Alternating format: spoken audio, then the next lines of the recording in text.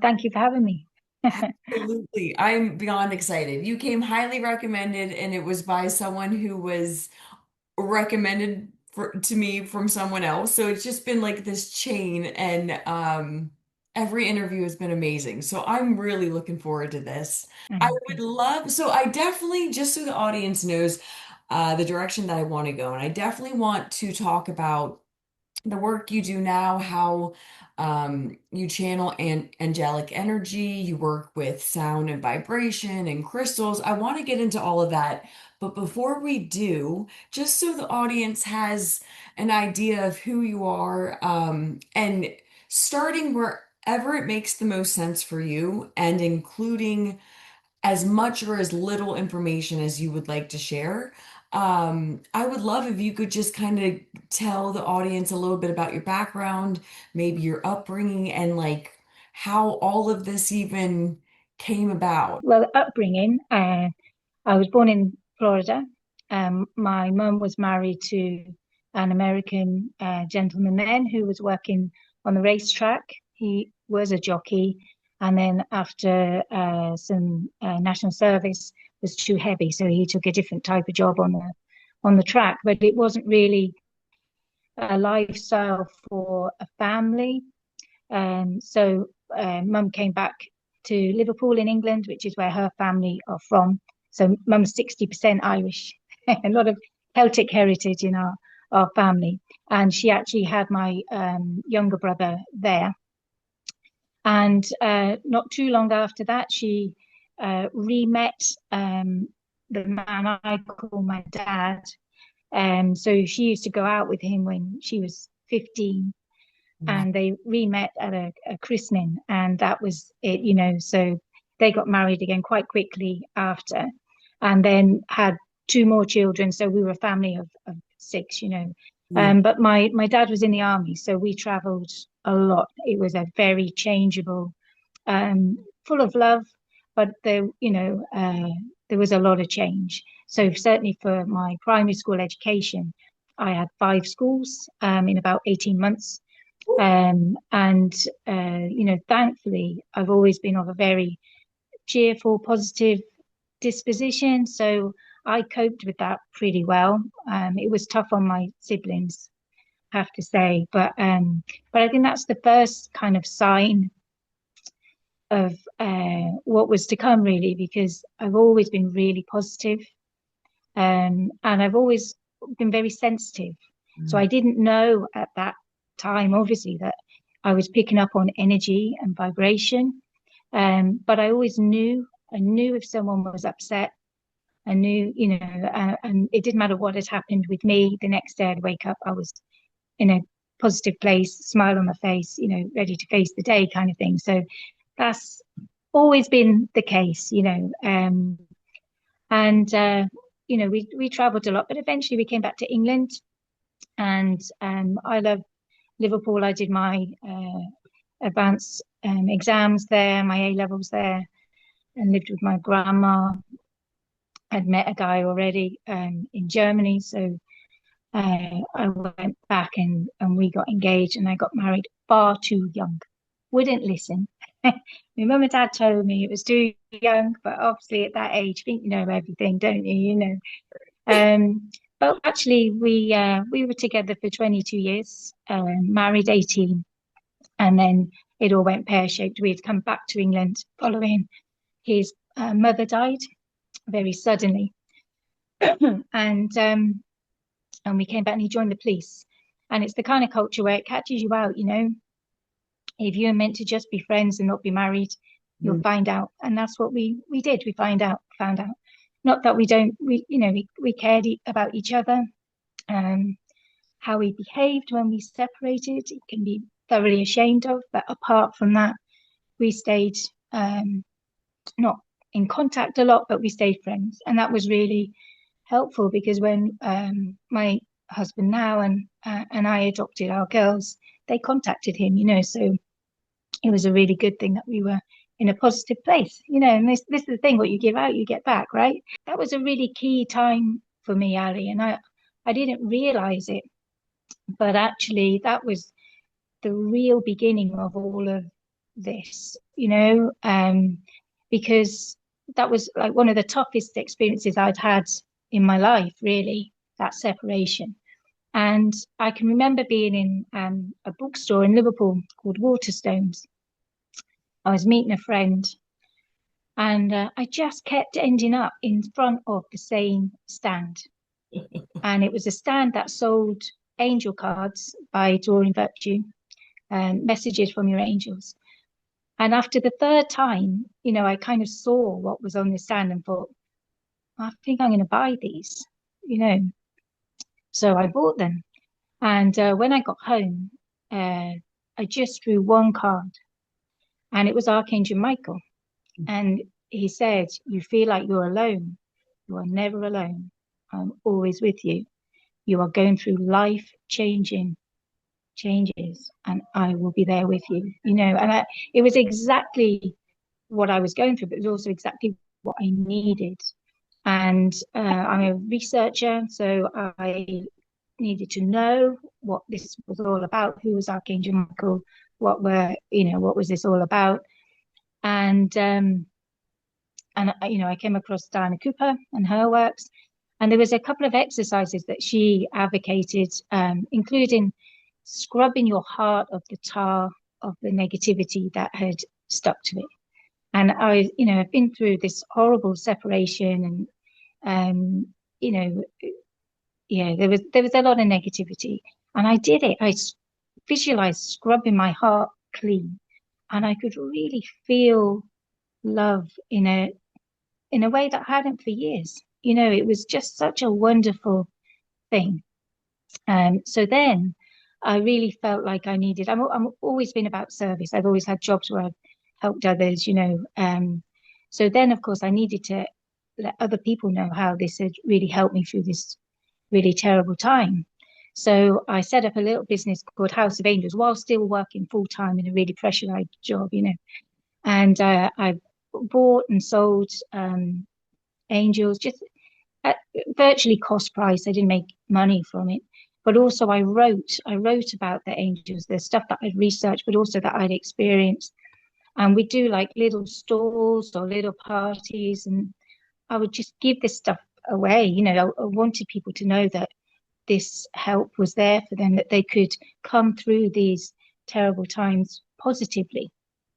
And I can always remember my brother and my dad being so furious that this separation had happened and how it had gone about. And I wasn't angry. I had to say to them, I don't feel like this. Please don't bring that to me, because that's not how I'm feeling. Mhm. Um, and then I had a big move. So I moved from the north of England to the south, to be near my parents. They've both been through a little funny situation with their health. And I was the one of the four of us that was free to make that move. Um, and that's where I met my now husband. And it's really interesting because he's a really beautiful, gentle soul. We're so well matched. And I'd had a reading of a medium called Derek Okora. I don't know if you've heard of him. He's dead now, but did Most Haunted. He's quite famous for a little while on the telly. But this was before he was famous. I went to see him.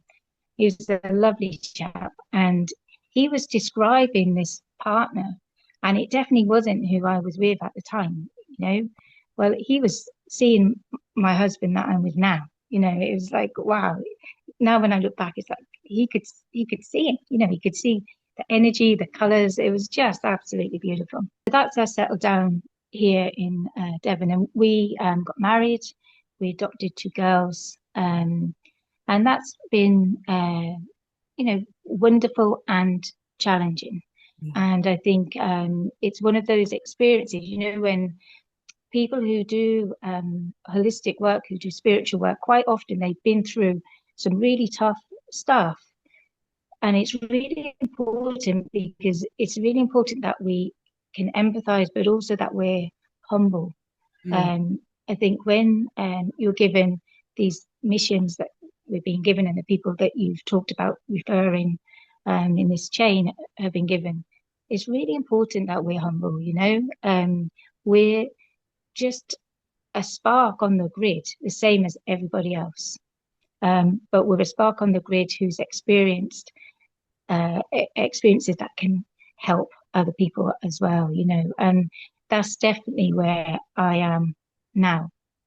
And when we adopted, I was doing a really great job. I worked for local children's hospice on the senior management team. It was it was a really demanding job, but it didn't fit with family life, not what the family life we needed to give our girls. So I gave up that job, and actually, when we just before we went into COVID, I gave up work altogether so I could be there for them, and that was just such an ideal thing to have done, given what then transpired through COVID and how scary that was for the children, you know. But when we came out the other side, you know, the angels are amazing, the universe is amazing at giving you like this situation that is exactly what you need to do, don't they? You know, make it so easy. So there was an opportunity came up to have a little shop.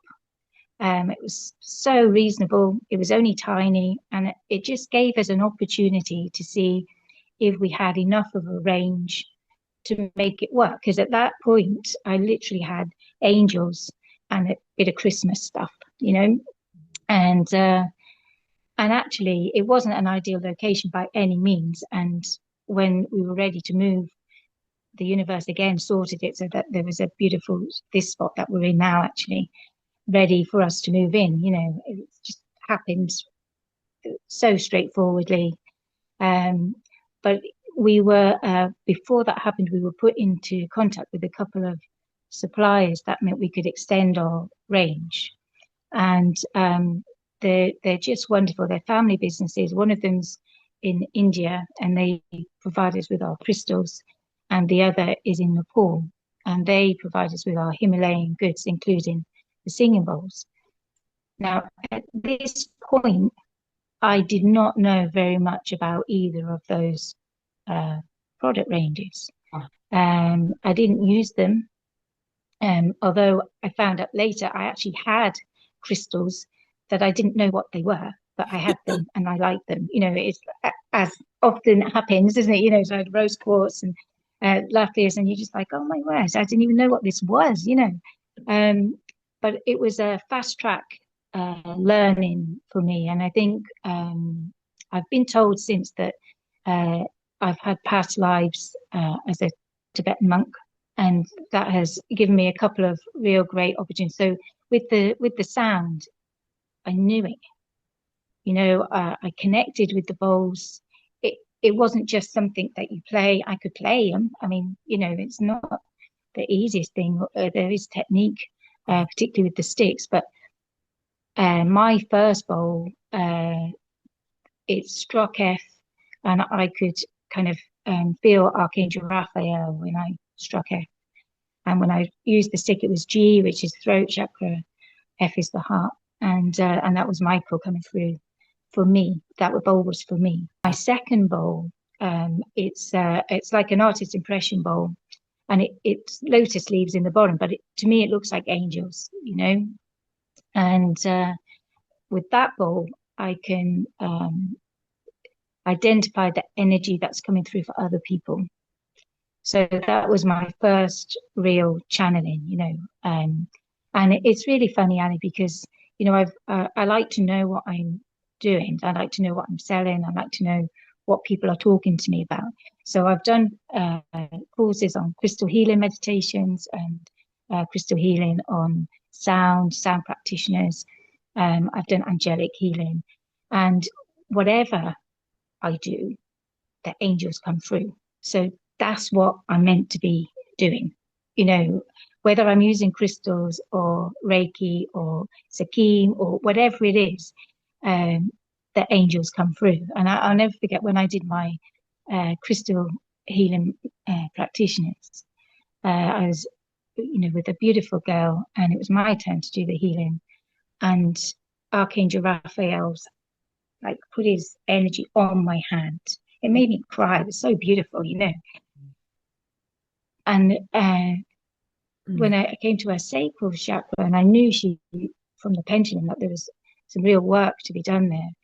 It was Archangel Michael. So it wasn't the typical traditional who's allocated to the chakras kind of thing here. There was a real vulnerability, and he is the protector, and he came through, and that was a real wake up call for me. It was beautiful. I cried all the way home. It's like so amazing.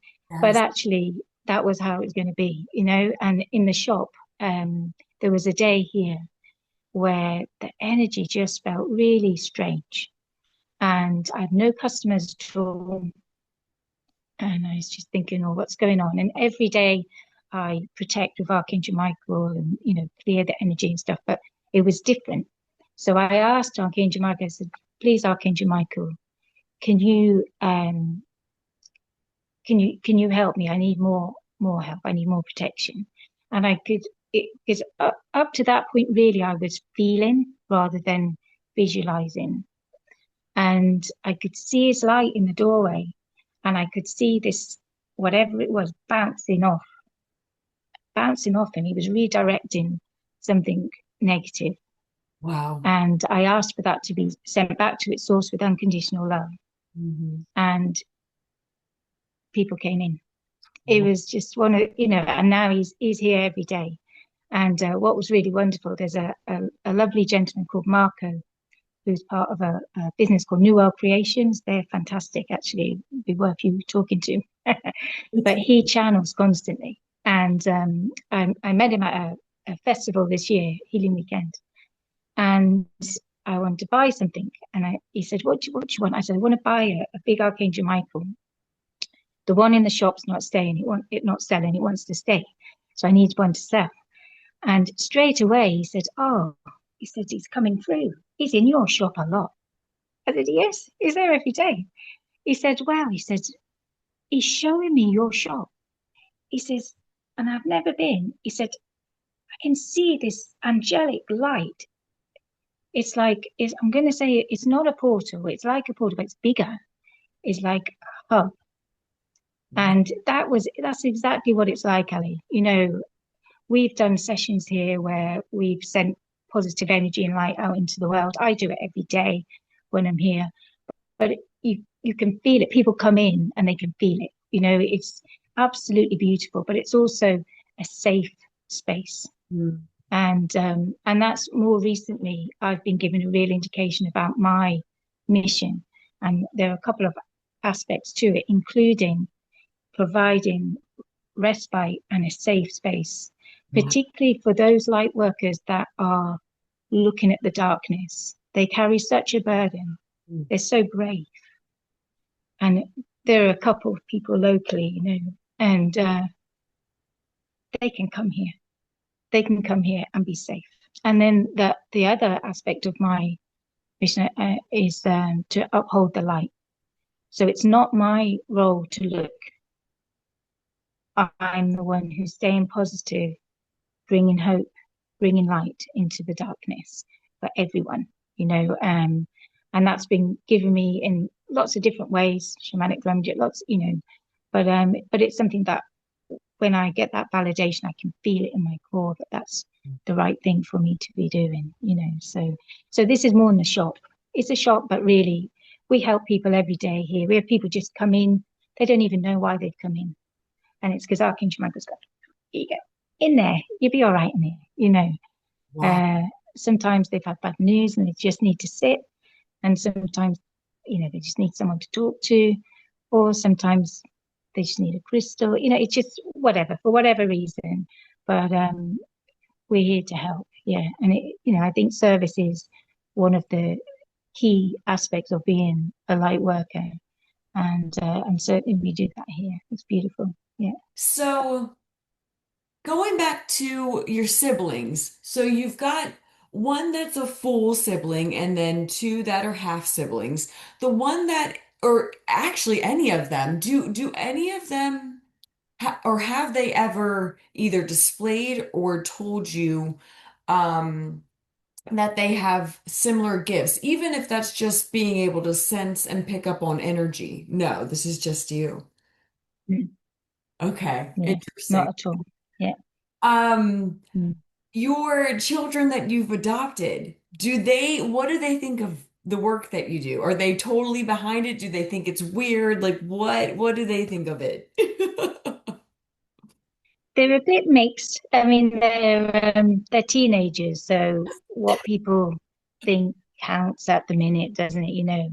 Yeah. But they both took crystals into their exams with them, Awesome. um, and they quite like it when I've got my bowl at home and I clear the energy and stuff. They're like, "Oh, you can do in here, Mum, if you want."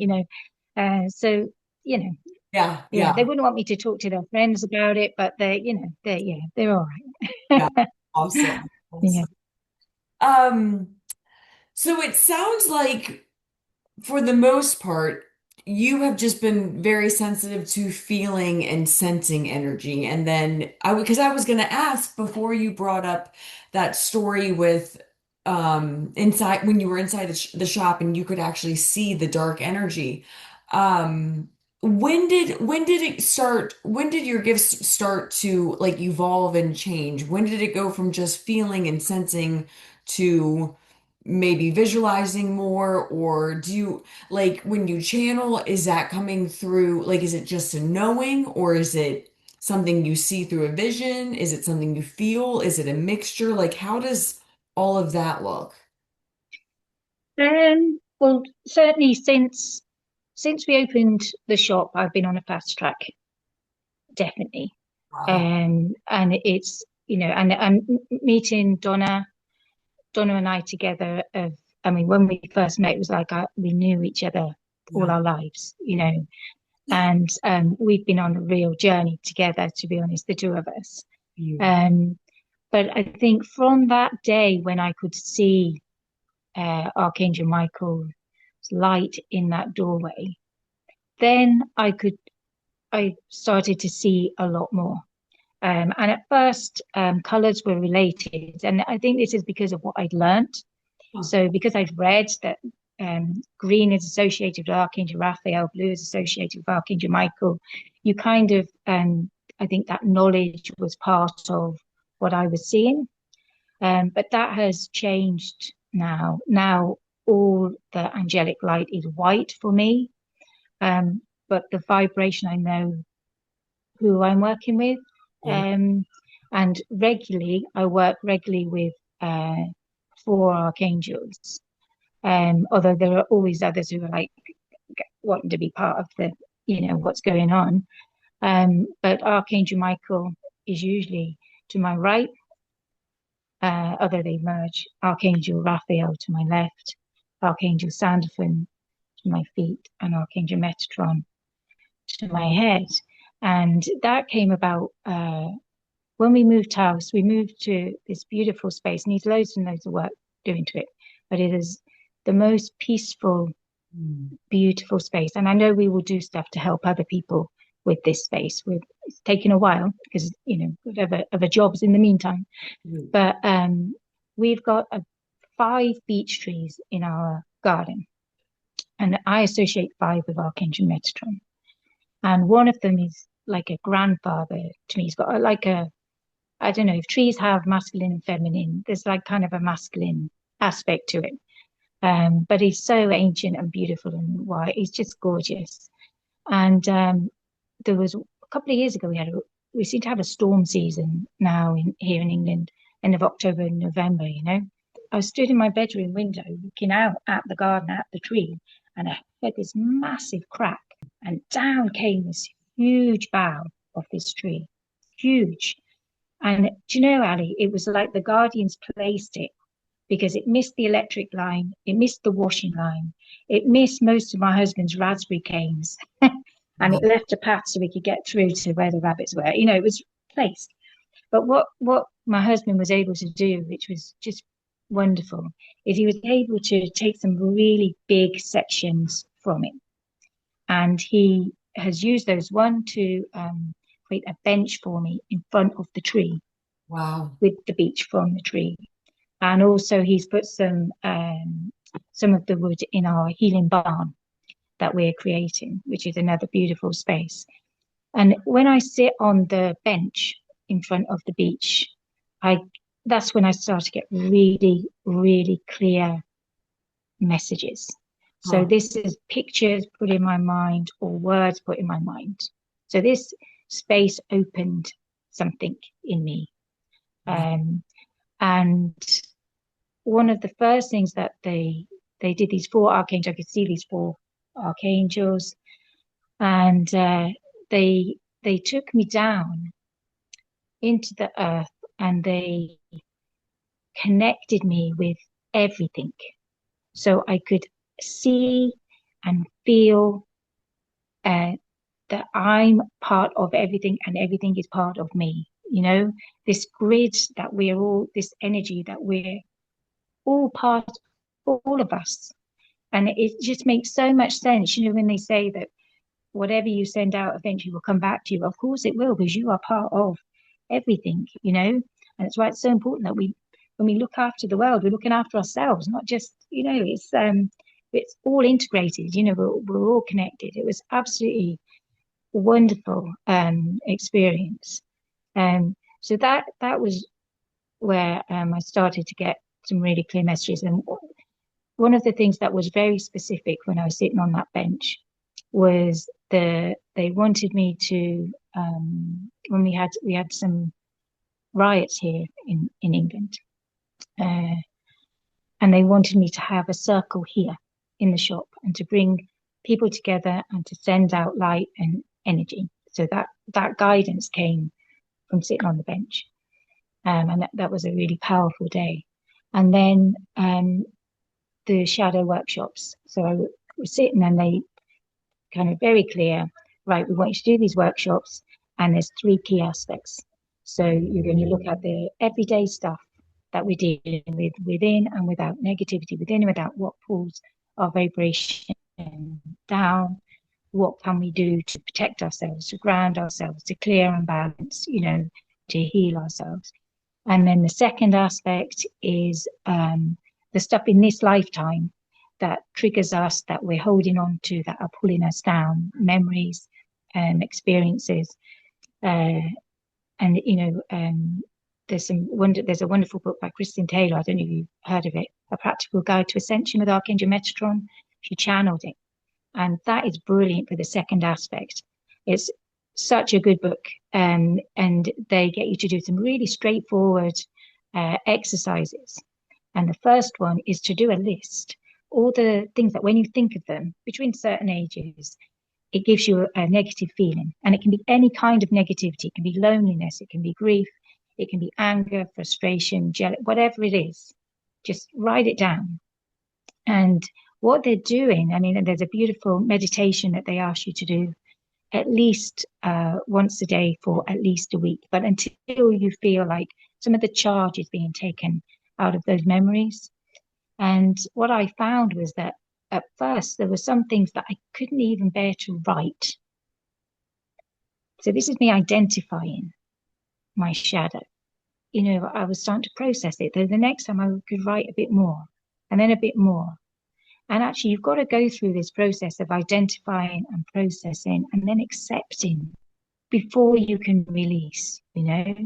And it got to a point where I'd look at my list and think, some of this stuff won't even be on people's lists.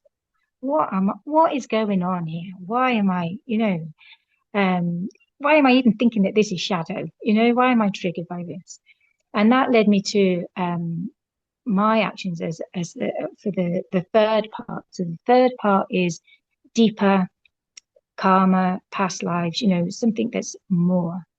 And I think Donna may have mentioned her as well. There's a lovely lady called Donna Hinkson, who is a like a spirit coach, and she was really funny. So when I contacted her, because I knew I needed to go deep, I need to get underneath what some of this stuff was. You know, why was it even affecting me?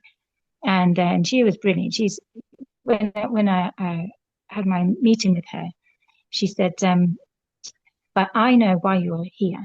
My guides have told me, but I need to know that you know why you're here. So why are you here?" So when I said to her, "Right, I've been told you can help with the shadow work to get deeper." Yes, that's what they told me. Right, we can carry on. And she was brilliant. She was really good. And she gave me my origins and she gave me three past lives. And one of those past lives, Ali, the stuff that upsets me that I couldn't watch, I couldn't hear, I just couldn't bear it. It really distressed me. Never has happened to me in my life. And it was in this past life, you Wow. know, and it meant that I could start to process it. I could identify it and start to process it, you know. And it's so good because then a situation arose with one of my children. It meant I could be there for them. Whereas before I would have been too distressed. You know, it was really good, really good. So this was the shadow workshop, and we deliver them here with another beautiful lady, Susan Crossley, and we do follow up as well. So, you know, the second and third aspect, that can be really traumatic. That can be really hard. We tell people they need to have a support network, but we do circles here, so people can come and share and just let us know where they're at and if there's anything we can do to help, so they don't feel like they're on their own. You know, that's really important. What do you think in general? What do you think are some of the biggest maybe misunderstandings that we have around crystals and sound and their ability to help us heal and all of that? Well, it's interesting because there's a book that I had. I don't know how long I've had it. I've had it for for a long time and not read it. And then a couple of months ago, I noticed it and thought, I need to read that, you know. And I read the first chapter, and it was interesting because I thought it was a book about the Knights Templar and that kind of stuff.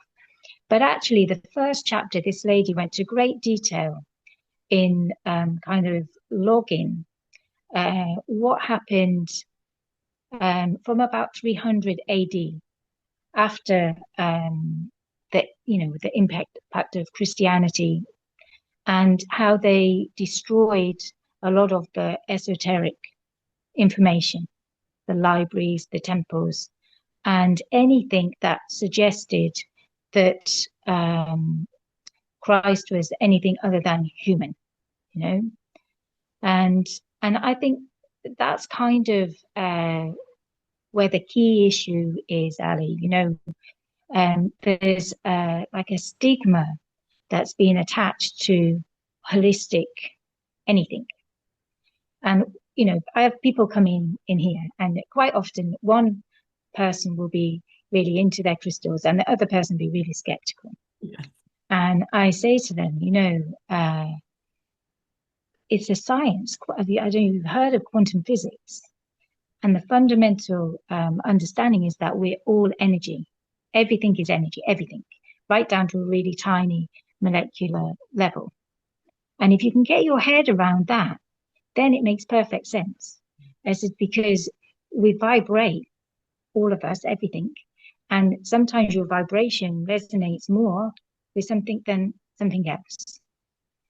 As in, that's what's going on with the crystals.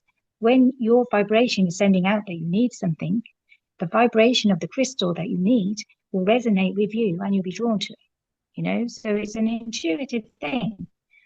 Um, and the thing that's really interesting, I can say to them, go and research it. There's crystals and their vibration working in watches, in phones, in the screens of laptops.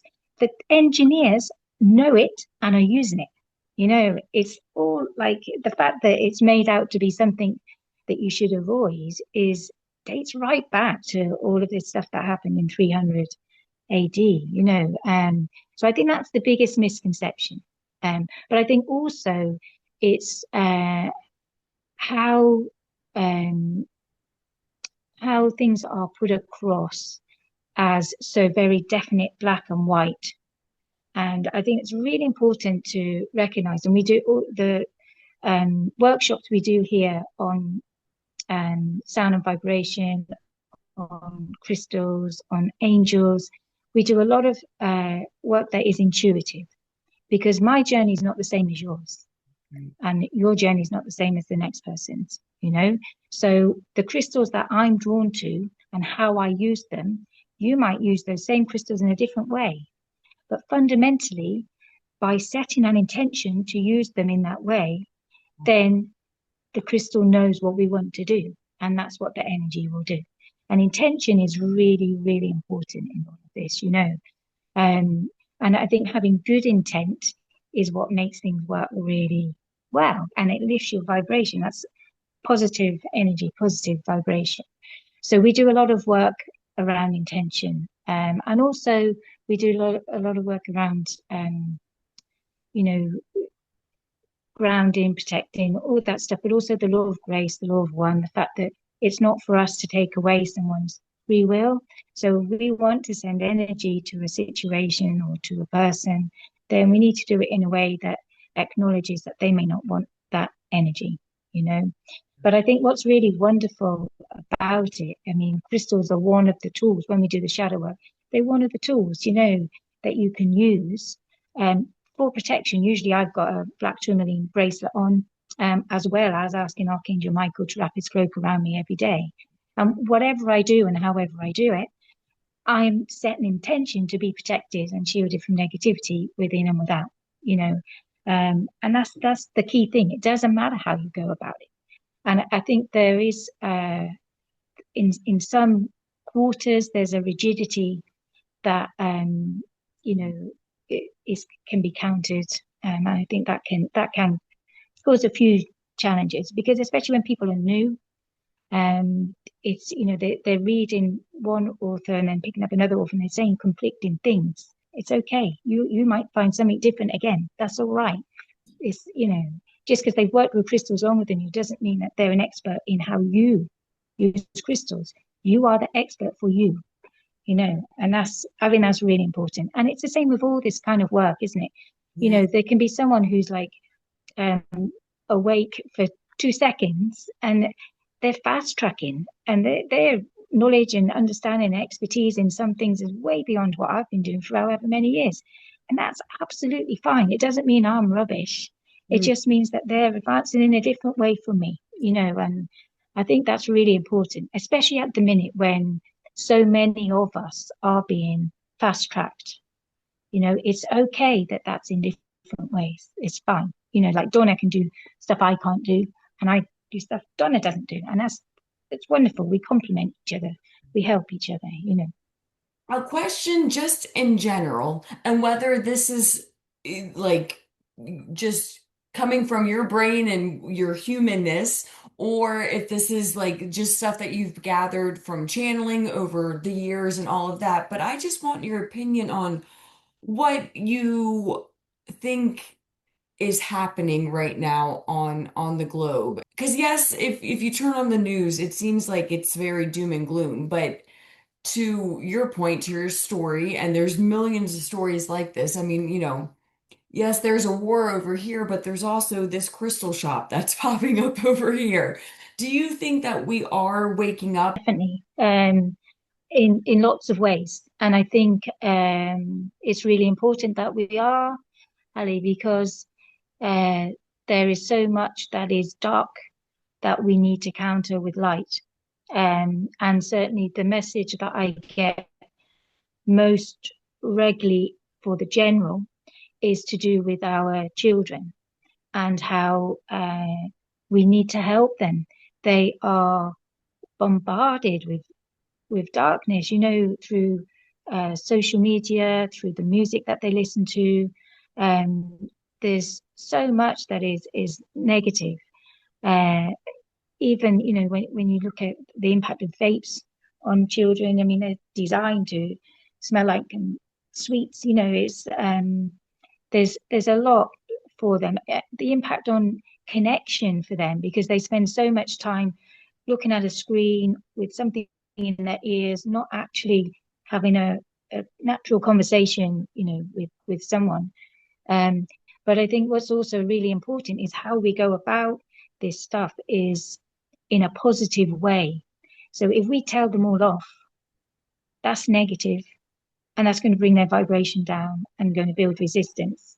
You know, we've got a really well, we've got a great opportunity, I think, to engage our hearts in what we're doing, in how we're helping. And I think that is what is really awakening.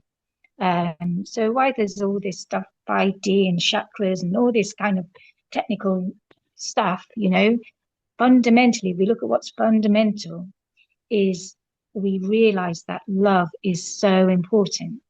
The divine, the feminine aspect is important. To be balanced is important, And I love reading about the Native American culture and beliefs because they have these wonderful examples of balance, how they value women in their society, but also the way they have like four fires that they keep going when they have a circle where everyone's equal and everyone's voice is equal.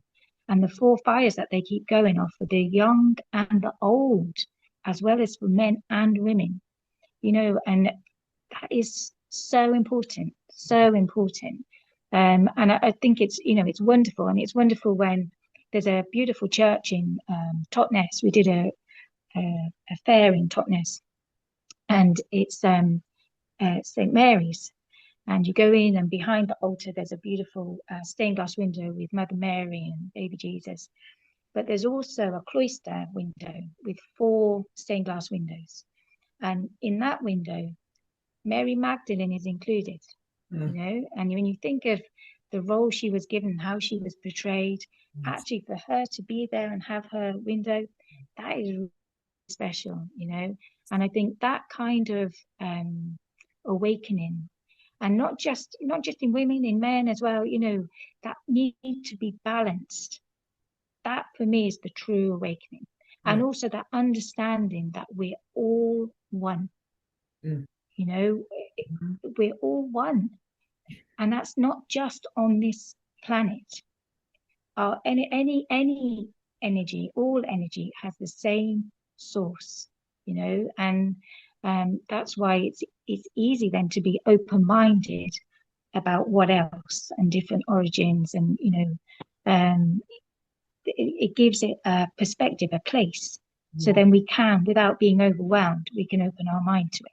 I know that, I've read all this stuff about all these different chakras that are opening, and, I use my stellar gateway every day. Me and Archangel Michael are up there, sending white light down. But actually, all that technical stuff is kind of secondary to the opening of the heart and finding that balance, I think. Yes, agreed. Anything that you want to leave the audience with? I think it's really easy to feel like you're on your own in this world at this time, and to be overwhelmed by how dark it can be. It's why I don't watch the news if I can help it. I try not to really follow a lot of the stuff on social media because it's deliberately negative on purpose. They'll put headlines, and when you look at it, actually, it's not even that. But that first headline will drop you into fear. You're scared something's going to happen. And I think there's a lot more connection to be had if you're just brave enough to take it. And Arshok's one of those things, And there's a wonderful paragraph in one of the Diana Cooper books that talks about worry, because we all worry and we all stress, and quite often we worry because we think it's because we care about someone or about something, But actually, it's a fear-based energy. We worry because we're scared something's going to happen. So actually, we're sending negative energy to that situation or that person. So the best thing we can do is to send love. And it's not always easy. But it is, and crystals, you can set a crystal grid with an intention to send love. They're wonderful for that. And then the other thing that we talk about in the shadow workshops is the Ho'oponopono. So where you can take responsibility for the negativity of a situation, even if you didn't initiate it, but it's come into your sphere of existence, so you can take responsibility for it. And it's such a powerful little poem. I mean, it's just 4 lines, And I think this is the nice one to leave the audience with. They can research it for themselves, but basically you're saying, I'm sorry. You might not even have started. It might not even be anything to do with you, but you're sorry. Please forgive me. That's massive, you know? And Mhm. then thank you. I love you. You're sending love. I absolutely love it. And I have heard that before. I think someone recited it actually in an interview, I believe. And it is just beautiful. I love that you brought that up. Yeah. Also love that you brought up this about worrying. I just had this conversation with a friend of mine the other day, and we were just talking about, when what when people say that they are worried and what that actually means and what that's actually sending out and all of that. I mean, everything you just said, you hit the nail on the head. I think that is so important.